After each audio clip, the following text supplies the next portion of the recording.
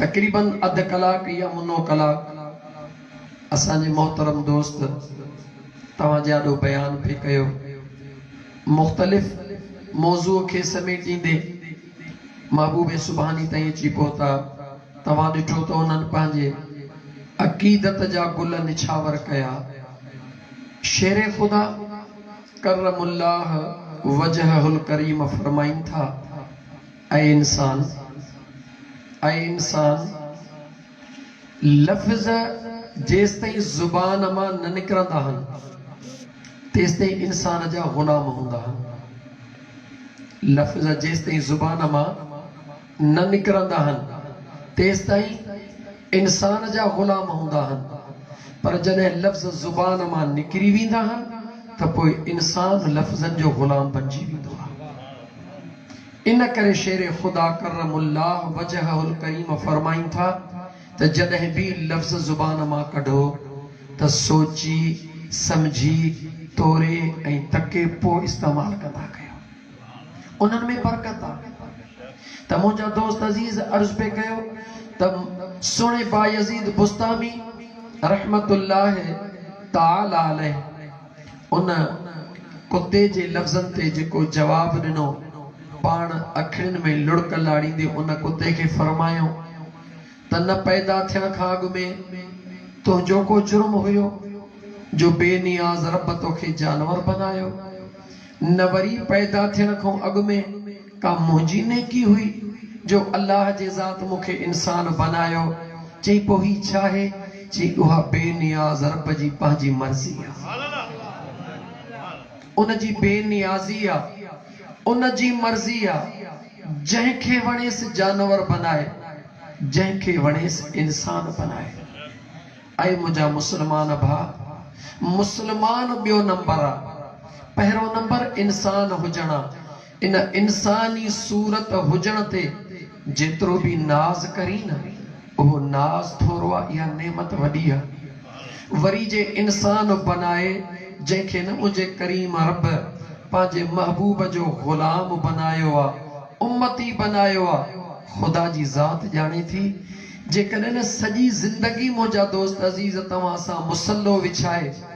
این اللہ جے ان ہکڑی نعمت جو شکرانو ادا کیوں تو مجھا کریم رب تجھا اڑگڑیا احسان جو اسان جیڑن گناہ گارن کے پانجے محبوب جے امت میں پیدا فرمایو تھئی تو مجھا دوست زندگی تھوریا لیکن اللہ جو احسان وڈو اولیاء اللہ جی زندگی کے بیان کرن جو بھی ہکڑو انداز اولیاء اللہ جی زندگی آہے چھا قرآن کریم معبود دل چوے تھی تما کثرت سا قرآن پڑھا عزیزان من اولیاء ولی اللہ چہبو چھا کیا گانا ہے مہربانی کر گانا سیکھ لے اولیاء اللہ چہبو چھا کیا قرآن کریم انہن جے متعلق چھا فرمائے یا صفت ولی صفت کہیں جیا چوڑ تو ڈاڑو سولو لیکن قرآن بدو اللہ جو قرآن بدو تو خدا بیان چھا تو فرمائے اللہ فرمایو اللہ ولی الذین آمنوا یخرجهم من الظلمات الى النور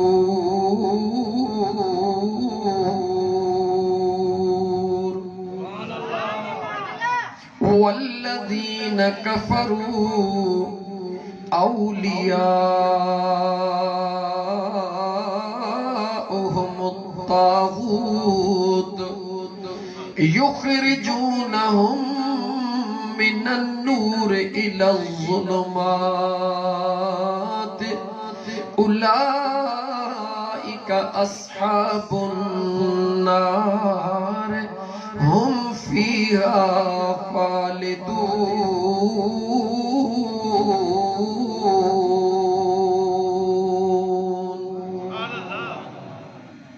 ہے جے کو ولی بدھو تھا پیا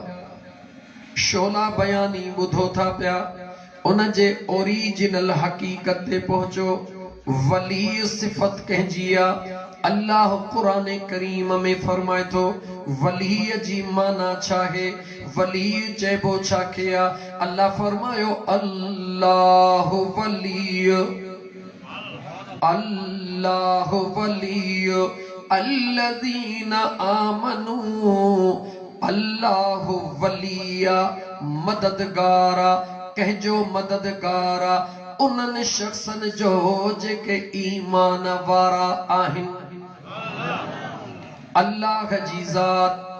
پہنجی ذات جے متھا ان صفت جو اعلان فرمائیوا چو تو ولی جی ماناؤ کیتریوئی لیکن ہکڑی مانا تے اکتفا کدے عرض کیا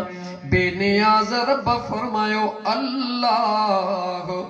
ولی الذین آمنوا اللہ ایمان وارن جو مددگارا ولیہ سورت رب ان مدد جی کہڑی بدھائے رہیوا تا مجھو بے نیاز رب تا کائنات جو مددگارا پر جنہ ولی جی صفت سا مجھو اللہ ایمان وارن جی مدد کندوا اوہا مدد کی کندوا بے نیاز رب فرمایو یخرجہم من الظلمات الى النور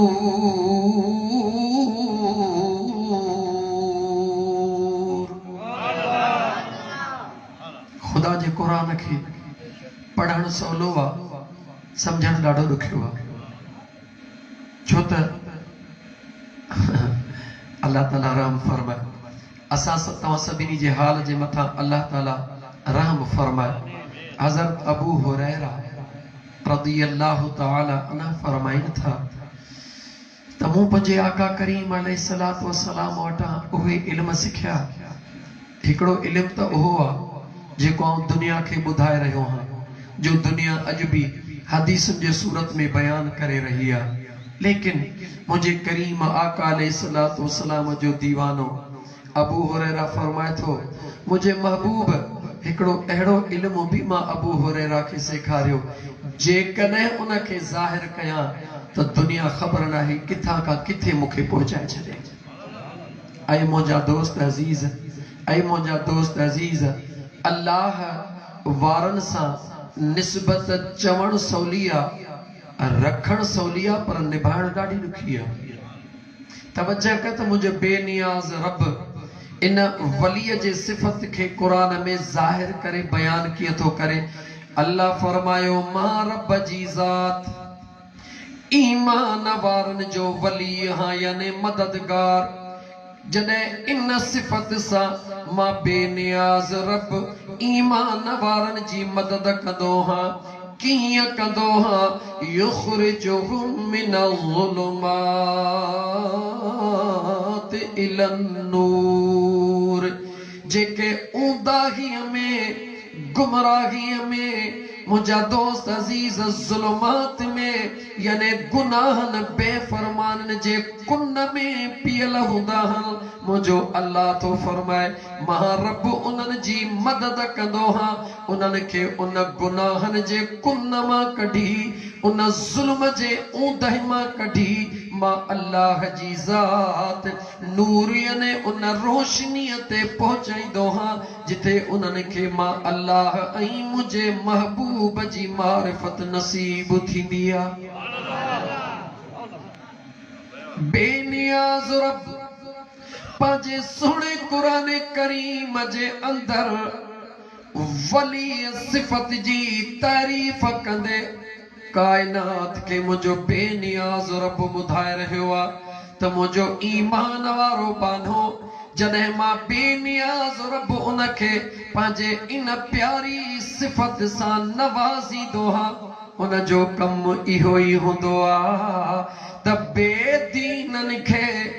जेके अल्लाह जे दरबार खां भटकियल हूंदा आहिनि, जेके खुदा ऐं मुस्तफ़ा खां दूर हूंदा आहिनि, जेके अबे अम्मा जा बेफरमान हूंदा आहिनि, जेके निमाज़ुनि खां दूर, इंसान जे अदब ऐं इंसान जे ख़िदमत खां दूर हूंदा आहिनि, खुदा जो कामिल वली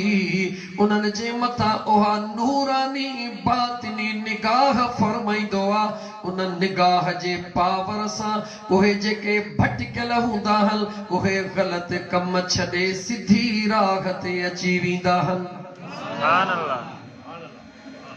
अल्लाह तबारक व तआला जा कामिल वली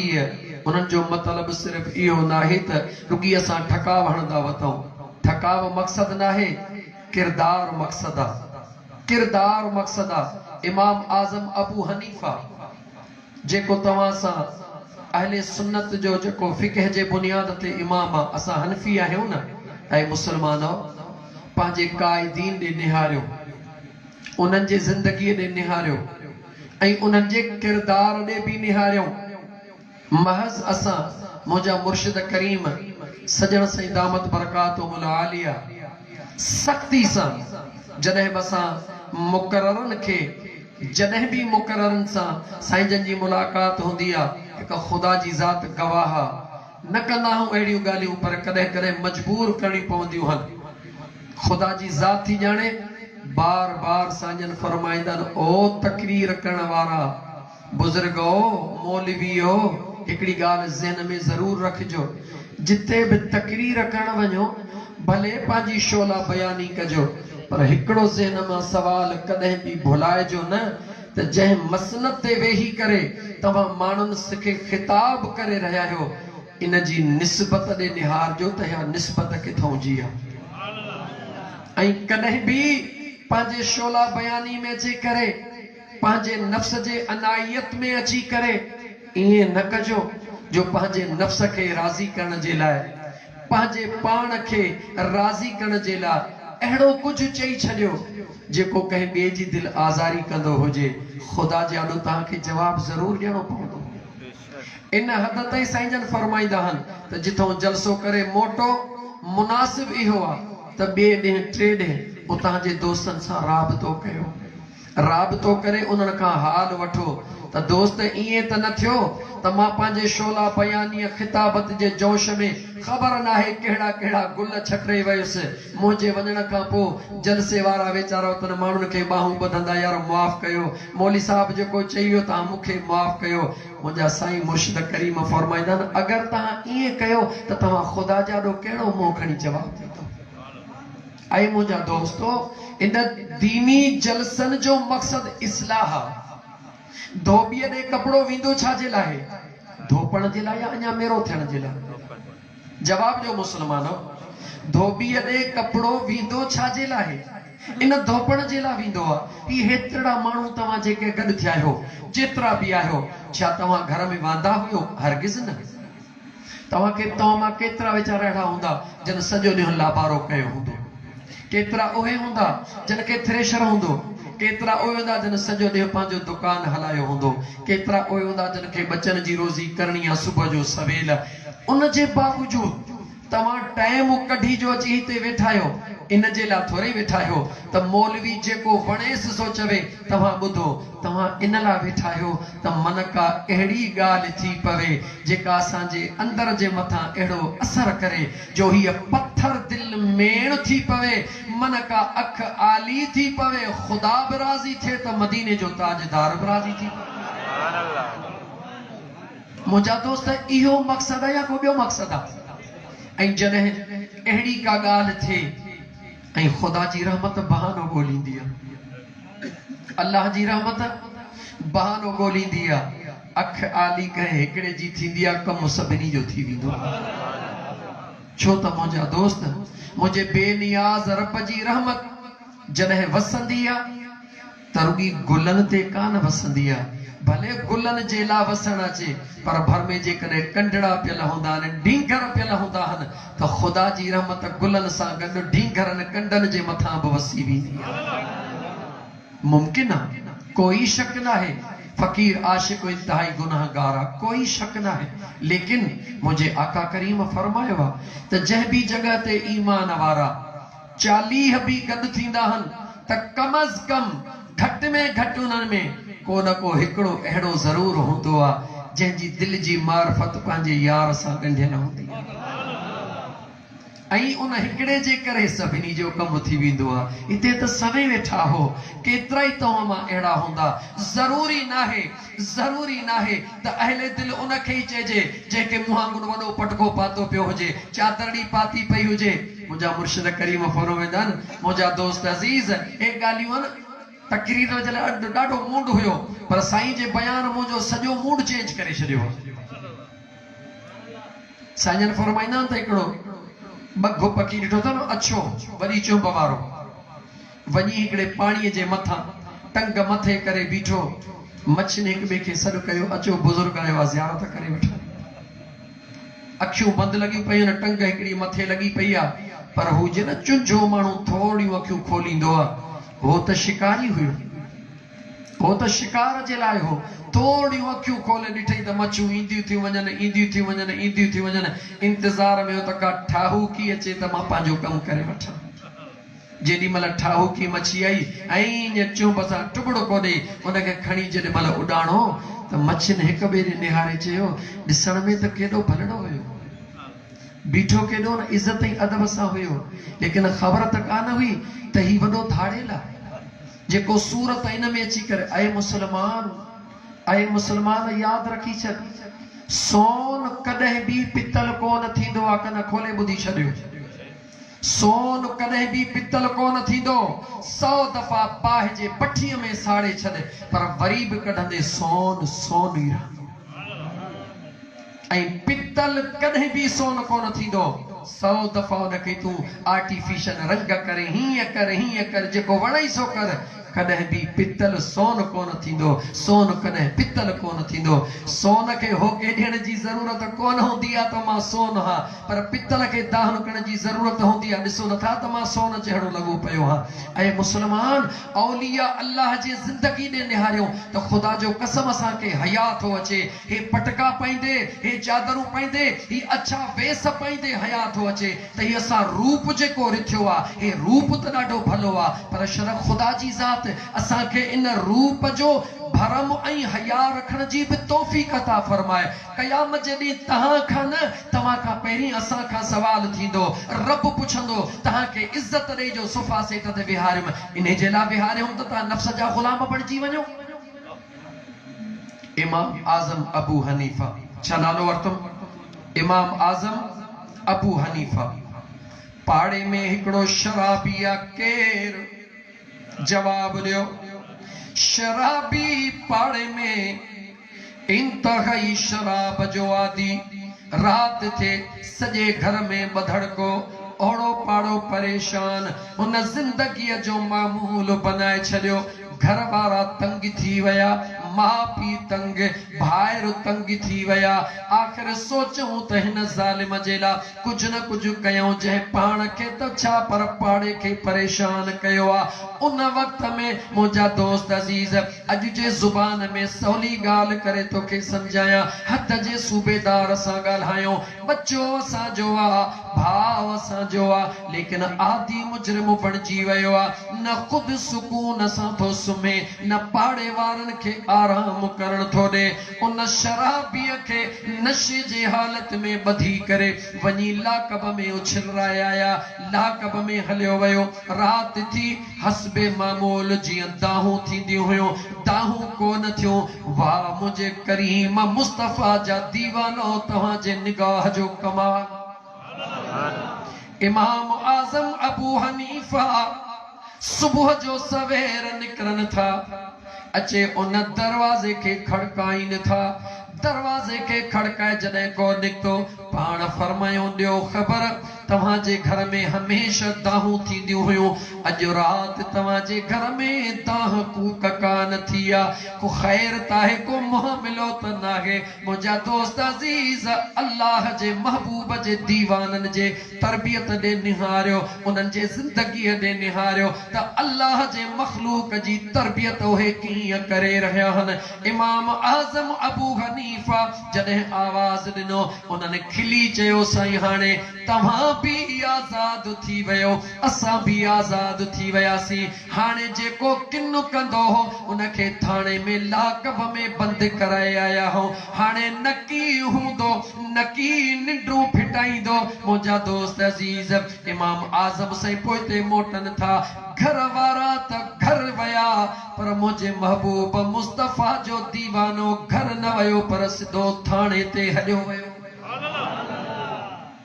ऐं मुस्लमान मुझे महबूब मुस्तफ़ा के पंहिंजे उम्मत जो दर्द हुयो या न हुयो जवाब ॾियो हुजूर खे उम्मत जो दर्द हुयो गुनहगारनि जे लाइ हुजूर दुआ घुरी त तवज्जो कर जेको न वली हूंदो आहे उनखे बि मुंहिंजे महबूब जे उम्मत जो दर्द अंदर में हूंदो आहे मूं जहिड़ो मौलवी हुजे हा चवे चङो थियो जान छुटी यार तव्हांजा लख थोरा ॿ टे ॾींहं निंड कंदासीं लेकिन अफलाक से लाई जाती है सीनों में छुपाई जाती है इश्को मोहब्बत की मैं हाथों से नहीं निगाहों से पिलाई जाती है सुभान अल्लाह इमाम आज़म अबू हनीफा अज जे लफ्ज़न में चवा थाने ते आया हद जे सूबेदार खे चयो फलाणो नाले माण्हू गिरफ्तार थी आयो आहे सूबेदार ॾिठो इमाम आज़म जहिड़ो माण्हू अचे विया ओ मुंहिंजा साईं हुक्म कयो हा ग़ुलाम पहुची वञे हा तव्हां तकलीफ़ छो कई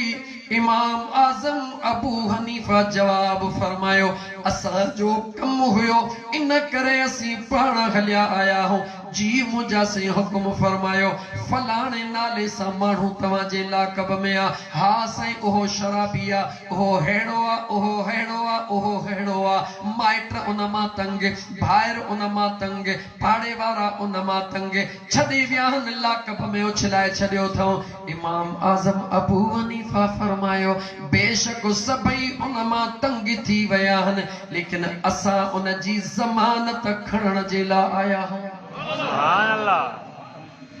छा फरमायो असां उन जी ज़मानत खणण जे लाइ आया आहियूं सूबेदार निहार चवे थो मुंहिंजा साईं तव्हांजो त हुकुम असांजे अखियुनि ते पर ही त हेड़ो आहे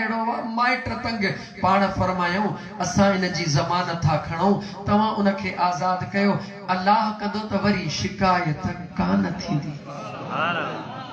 निगाहे वली में वो तस्वीर देखी बदलती करोड़ों की तकदीर देखी इमाम आज़म साईं जेडी मल हद जे सूबेदार सां ॻाल्हायो